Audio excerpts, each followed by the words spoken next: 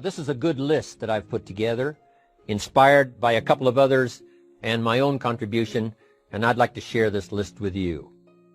First, learning the power of purpose. A person who has purpose in their life, they have something to go for, some meaning. One writer described it, for some people it becomes a magnificent obsession. And for you and I, maybe it doesn't need to be that dramatic as a magnificent obsession. But it has to be something that does something to us, something that pulls us, especially into the future. You know, there are many influences on us. One is the influence of the past. Some people are always pulled back by the past. Some people are always pulled aside by the distractions. But here's what's powerful. If you have a list of high purpose in your life, it pulls you toward the future. And the more powerful the purpose is, the stronger it pulls. And here's the other great advantage if you have purpose for the future. It pulls you through all kinds of challenges and all kinds of difficulties. If you don't have these strong purposes for the future, it's easy to get swallowed by a bad day. It's easy to be almost annihilated by a poor month. And it's easy sometimes to almost disappear beneath the waves of a year that goes backwards if you don't have something to pull you beyond that year. So if you want something to pull you through all kinds of challenges, all kinds of difficulties and things that come at you, you got to have something on out there, beyond today, beyond next week, beyond next month, beyond this year, that pulls you into the future. And the clearer it is, the stronger it pulls. The more dynamic it is, the more it affects your life, your spirit, your heart, your soul. It also creates imagination. It gets your mind working on how to achieve that purpose.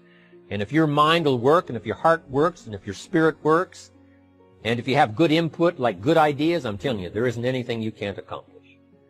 So that's one of the great powers that'll make a variable of you, and that is purpose. Here's the next one, self-confidence. Where does self-confidence come from? And this is the best advice I can give you on that. Not neglecting, first of all, the small daily disciplines. Self-confidence really comes from feeling good about yourself. And one of the best ways to feel good about yourself is at the end of the day to know that you poured it on. You did your best. If you conducted a meeting, you did the best you could. If you made a phone call, it was the best phone call you could possibly make. If you wrote a letter, it wasn't a casual letter, it was your best letter. At the end of those kind of days, when you feel good about yourself, self-confidence starts to rise. You know that if you can have this kind of a good day, you can have another one the next day, and those days become the weeks become the months, and the month becomes a powerful year. Self-confidence comes from the lack of neglect. If you will not neglect to do the small daily disciplines, that's where self-confidence comes from.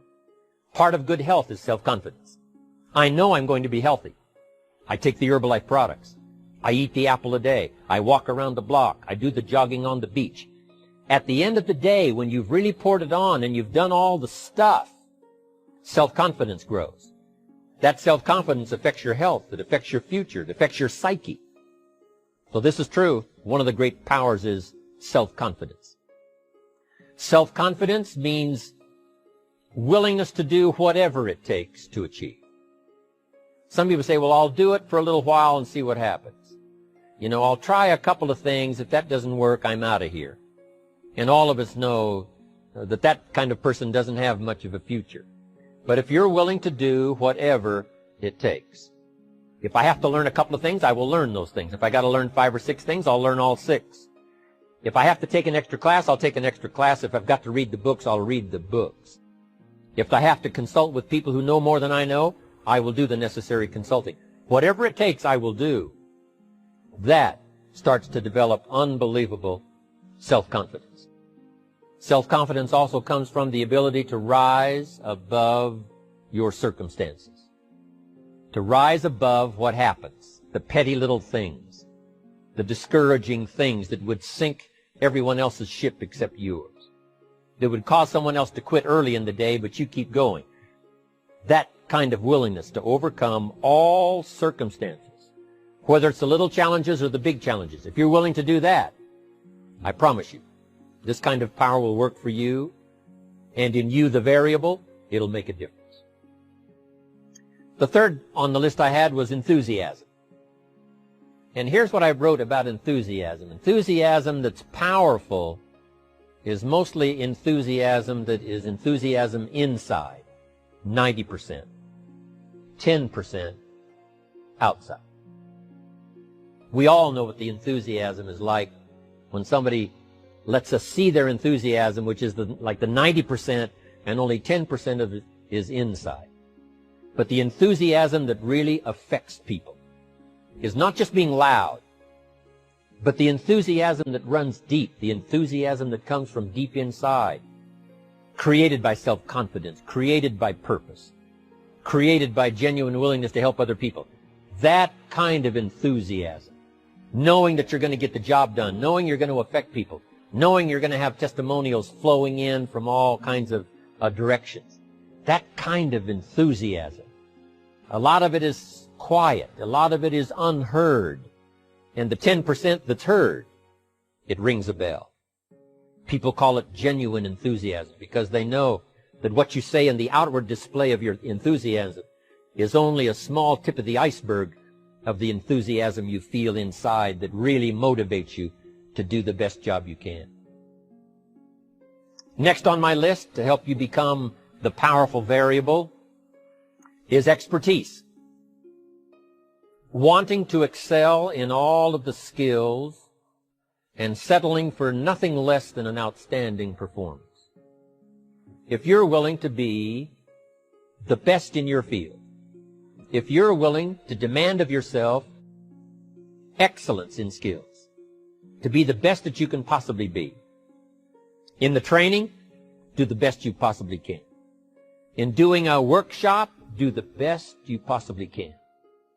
Developing the skills of using your personality, developing the skills of language, developing the skills of influence, developing the skills of organizing. If you're willing to be an expert in all of the skills, Herbalife has the way for you to invest those skills and not only make a handsome living, not only make a lot of money, but if you would so desire and if it would be your purpose, a chance to make your fortune.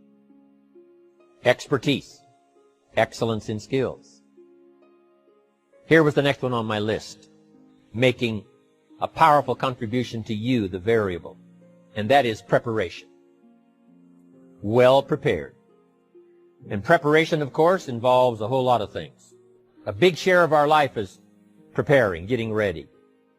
When we go to the first grade in school, we're just preparing for the second grade. After we've finished 2 grades, the 2 grades prepare us for number 3. Sometimes it seems like a long, excruciating time. And the time will just seem like it'll never come when we can finally have the performance that we really want. But it takes time to prepare. It takes time to get ready. And the decisions you make in the preparation time, those are the decisions that last for a lifetime. Preparing to have a good day. It's that preparing, maybe the night before, maybe the couple of days before the day that you're going to put everything together. The preparation for a meeting means that you've taken it serious. The preparation for doing a workshop means you're serious about the workshop. You want to make the best contribution. That kind of preparation is important. But here's preparation that's very vital, and that is to prepare yourself for success. Life seemingly does not wish to waste success on the unprepared. Life says, why waste a fortune on this person? They're not prepared to do the right things with it. They're not prepared to use it wisely. If a fortune was bestowed upon this unprepared person, it would probably be wasted. The people that could have been touched won't be touched. What could have been done won't be done because this fortune will have been wasted on the unprepared person. So not only look for fortune, not only look for the promise, but prepare yourself. And ask of yourself, what can I do to make myself ready? Because remember, life was designed not to give us what we want, not to give us what we need, but life was designed to give us what we deserve. Every value in life must be paid for, and those that pay are the ones that get it. It says those that give receive. Someone says, I wish to receive, I wish to receive. You don't have to concentrate on receiving. Just become a good giver. It says those that search will find. Someone says, well, I need to find some good ideas to help change my life for the future. Then to find good ideas, that doesn't come because you need them. It comes because you search for them. If you want good ideas, you got to go after them. You got to go to the class, you got to go to the workshop, you got to go to the training, go to the book, right? You got to go to the journal, right? Go where good ideas are being taught. Go searching, go looking, because good ideas are not going to be wasted on those that are not seeking, searching, well prepared. So, prepare yourself to be ready for fortune when it comes, to be ready for challenge when it comes, to be ready for opportunity when it comes. Opportunity comes along and passes by the person that is not well prepared. I want to prepare myself this year for next year. Yes, I wish to be effective this year, but I'm also thinking of ways, how could I be better? How could my ideas be more powerful? How could they be sharper, more clear? How could I reach some people next year that I perhaps can't reach this year? I haven't reached deep enough into my own soul to affect some people. Some people just pass by and say, hey, what a good speech. But how could I make it stronger than that, deeper than that, more powerful than that? I cannot be as powerful as I could be next year. You know, you can't go to the 10th grade in the 5th grade. You just got to go through the grades. But the more you are prepared, when the 10th grade finally comes, now you can cash in and get 2 times, 3 times, 5 times more value from it by being prepared. I want to do my best this year for Herbalife, but I also want to get ready for next year, 1999. And then when the year 2000 comes at the turn of the century, I want to be well equipped by language, by instinct, by temperament, by personality, by influence, to really be valuable the year 2000, 2001, 2, 3, 4, 5. That's my goal. I'm sure it's your goal. Now here's the next one. There's great power in self-reliance. Self-reliance means you simply look mostly to yourself. It would be nice if someone just gave you this, gave you this, gave you this. It would be nice if everyone did their job exactly as they're supposed to do it. But here's what you've got to do. Primarily rely on yourself. Primarily say, I'm the person responsible. And I will learn the necessary skills so that I can help people learn their skills. If I need lots of people to do certain things to build my organization, that is what I must have. But I've got to be the final backstop. I've got to be the final one that people can rely on. So that if this is missed and this is missed, I can catch up. I can fill the gap. I can do the job. We have to do it when we conduct meetings. We have to do it when we conduct training. We have to do it when we're in a class of just a few. What someone might have missed, we're there to fill in. Self-reliance. Primarily, we're learning to count on yourself. So that you can do this. Never complain and never explain. Here's the next key power, and that's image. There's many parts to image. The image that others see you as. The image you have with other people. And it's very important how other people see you. If they don't see you as a leader, chances are they won't pay attention. If they don't see you as being in control, chances are they won't have the trust. If they don't see you as knowing where you're going, what you want to accomplish, they probably won't follow. But if people can see you, if you have the image of someone that's in charge, in control of your life, your future, your destiny, in control of the situation, if they see that, that kind of image is powerful. It helps to win the day. It attracts other people. People want to be around people that are in control, that are powerful, but they know how to use their power. Influential, but they know how to use their influence. That kind of image is important. But here's a very important image, and that is your image of yourself. self. The way you dress, the way you talk, the way you think, your capacity for learning, all of that is an important image that you have of yourself. The image that you have that if it needs to be learned, you could learn it. If there's a book that needs to be mastered, you could master it. If there's a skill that needs to be learned, why couldn't you get busy now and learn that skill? That kind of self-image, that I am continually trying my best to be the best I can. Because one of the most important places you have to look is into the future, yes. You've got to look into the past, yes. You've got to look around, yes. But one of the most important places you have to look is in the mirror. You know, how I appear to other people, that's important. But how I appear to myself is the ultimate importance. That kind of image, to where you'll develop the self-confidence, you'll develop the self-reliance. Now here's another one in my rather short list. The next word is character. Becoming a person of high values, a person of principles, a person of honesty, a person that earns respect. That kind of character. It took character when Mark started to put the marketing system together. How can we have a system that will build in the integrity, that people will know that if this happens, then this will happen. And if this goes wrong, here's the way to fix it. Unless you have the principles and the character and the integrity to put together a viable plan for a wide variety of people, then the system is not going to last very long. And I've been around long enough, and I'm sure you have been around long enough to see a lot of systems that got started, but they failed. And the reason is because they were not constructed with integrity. They were not constructed with character. They were not constructed with doing the right thing. They might have been constructed to take advantage. You know, cash it out as quickly as possible and leave. Mark was involved when others took advantage of him all those years ago before Herbalife.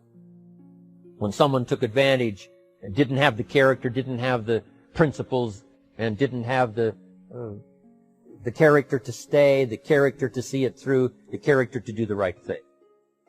So this is important, to develop the character within yourself, that people see you as honest, as fair, willing to do the right thing, willing to be helpful, but always willing to walk the center line, not to pass the line. When we come to an opportunity like Herbalife, especially multi-level network marketing, it is so dynamic, it is so powerful, and it is so possible in fortune-making that sometimes people want to speed up the process by cutting the corners, by neglecting to do the right things, you know, to cheat a little here, you know, cross the line just a little bit, because then, you know, it'll grow faster and you can cash in quicker. Not necessary here. Doing Herbalife right will build your fortune longer and stronger than trying to cut the corners and not doing it right. If we'll have the integrity that Mark had when he started it, and keep perpetuating that we will do the right thing by the marketing system, the right thing by a distributor who has a customer and they take care of that customer belongs to that distributor. That kind of integrity in the marketing system, the kind of integrity we have among each other, the kind of character we have to rely on each other, because here's what we cannot do. We cannot do this by ourselves. Mark's got to count on me. I've got to count on Mark. We've got to count on the president's team. The president's team has to count on the chairman's club for advice and counsel. We have to count on the millionaire team, the tabulator team, the world team. We've got to count on the distributor. We've got to count on the distributor giving the right message to the potential customer. We've got to count on the distributor giving wise counsel to the new recruit, teaching them the right way, the Herbalife way, the principled way, the character way. Vitally important. Building and developing your own character. Now here's another one. It's called self-discipline. Self-discipline, all of us have a challenge with that. Because sometimes it's easy, and especially if you're working hard, doing the best you can, it's easy sometimes to let up and let it go. But remember, So many people, especially now that we're as big as we are around the world, are counting on what we do. At home office, they have to be careful. They have to be disciplined. It's easy for the person who ships the product from Herbalife says, oh, well, I'll wait until tomorrow to ship it. And then they go home and sleep like a baby. But the distributor who's waiting for that product doesn't sleep that night, or doesn't sleep when the product doesn't show on time. But if everybody will have the discipline to say, I will do the best job I can. I will make mistakes, of course, because we're all human, but I'll try to remedy those mistakes and do the best job I can. That kind of self-discipline that understands how important your part is in all of the functions that work. Coming to work on the set here, HBN, there's so many people that play a part. And each one of the parts that are played is necessary to put on the broadcast, make it viable, make it real, make it powerful. Any couple of them missing, and it would be a disaster. But all of it put together, and it works like a charm. Each person developing the self-discipline to do their part, do their job. Here's one more, and that is the power of extraordinary performance and demanding of yourself excellent results. This is so important. If you want to live extraordinary, you must do extraordinary. If you want an extraordinary income, you must do extraordinary things. If you want an extraordinary fortune, you must go with the demands of what it takes to have that fortune. Mark has made such a fortune, it's almost beyond comprehension what the numbers really are. But guess what he has the satisfaction of knowing? He earned it all. If he'd have been lax in the performance, Herbalife would not be here these 18 years later. Herbalife would have been a footnote in multi-level history. But because he performed year after year, the 3rd year and the 5th year, and the 7th year and the 10th year, and the 12th year and the 15th year, and now performing well in the 18th year, I'm telling you, that's what makes it such a viable fortune for Mark personally, of course, because he did the job. If we would ask of ourselves that kind of performance, and you've got to ask it of yourself. You know, I can't ask it of you. I would try to inspire you. I would try my best to share with you what it might taste like, what it's like to finally make your fortune. It happened for me. But here's what you must do. You must demand it of yourself. Society does not demand that you not have a heart attack. But if you want to escape having a heart attack, you must demand it of yourself. Society doesn't demand that you take Herbalife and improve your health. You have to demand it of yourself. Society doesn't demand that you jog around the block every morning. But if you want good health, you must demand it of yourself. Society doesn't demand that you read a couple of books a week and improve your intelligence and your knowledge. That you must demand of yourself. Society does not demand that you build a financial wall around your family nothing can get through. That's not a demand of society. But you must demand it, if you wish it, you must demand it of yourself. Society doesn't demand that you learn a list of 10 skills.